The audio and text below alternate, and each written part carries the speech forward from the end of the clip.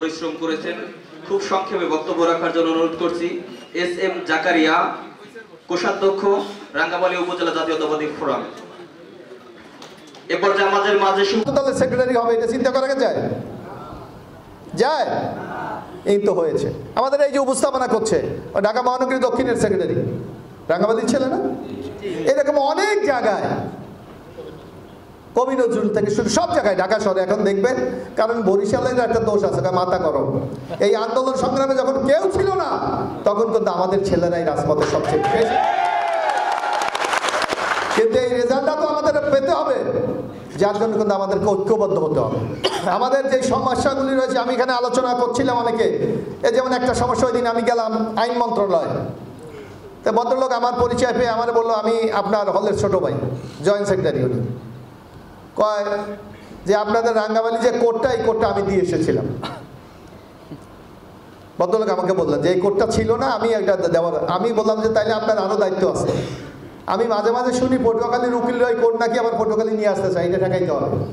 তো উনি আমাকে বললেন, আমি যতদিন অ্যাডমিন, এই আইন মন্ত্রণালয় জয়েন্ট সেক্রেটারি অ্যাডমিন আছি, আপনি নিশ্চিত থাকেন রাঙ্গামালী থেকে এই কোর্ট আর পটুয়াখালী আসবে।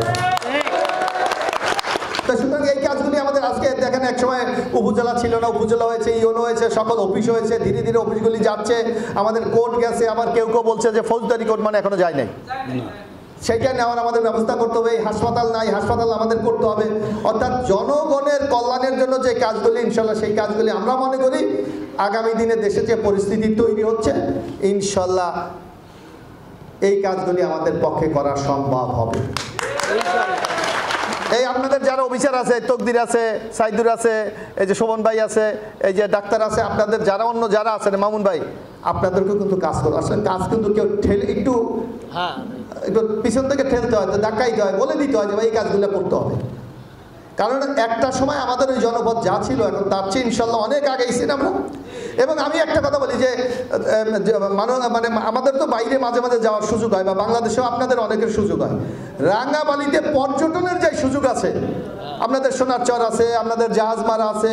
তার জন্য অনুরোধ করছি, আমি জানি খুব বুদ্ধিমান মানুষ, সংক্ষেপে বক্তব্য দেওয়ার জন্য অনুরোধ করছি সাইদুজ্জামান সাইদ ভাই, উপপরিচালক, বাংলাদেশ বেতার।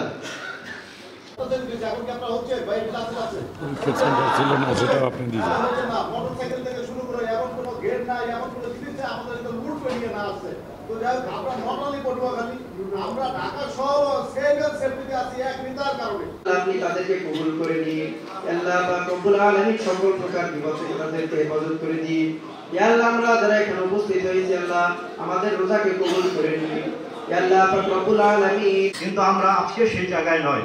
আমরা আজকে অন্যান্য যে কোনো দলের থেকে, যে কোনো সংগঠনের থেকে জাতীয়তাবাদী আদর্শের সৈনিকরা অনেক এগিয়েছে ইনশাআল্লাহ, এবং এটা সম্ভব হয়েছে।